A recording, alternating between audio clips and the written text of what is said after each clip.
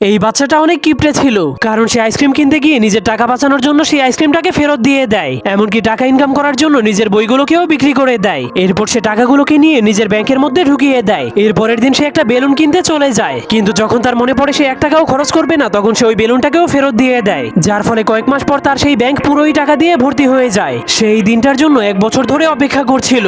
এরপর সে অনেক খুশি হয়ে তার টাকাগুলোকে নিয়ে একটা খেলনার দোকানে চলে যায়। এরপর সবগুলো টাকা সেই দোকানদারকে দিয়ে দেয়, কিন্তু দোকানদার প্রথমে এত ভাঙতি টাকা দেখে তার উপর অনেক রেগে যায়। তবুও সে তাকে তার পছন্দের খেলনাটাকে দিয়ে দেয়। কিন্তু সে ঘরে পৌঁছানোর পর তার বোন তার হাতে একটা রাখি বেঁধে দেয়। এজন্য সে তার ভাইয়ের কাছে গিফট চাইতে শুরু করে দেয়, কিন্তু ছেলেটা তাকে বলে আমার কাছে কোনো গিফট নেই। তখন তার মনে পড়ে সে 1 বছর ধরে এই দিনটার জন্যই টাকা জমাচ্ছিল, কারণ তার বোন সবসময় সেই খেলনার দোকান থেকে একটা পুতুল কিনতে চাইতো। তখনই তার ভাই তাকে এতদিনের জমানো টাকা দিয়ে কেনা সেই পুতুলটাকে উপহার দেয়, যা দেখার পর তার বোনের চোখে পানি চলে আসে। এরপর অনেক খুশি হয়ে তার ভাইকে জড়িয়ে ধরে। আপনি কি আপনার ভাই বোনকে ভালোবাসেন কিনা যাওয়ার আগে অবশ্যই কমেন্ট করে দিন।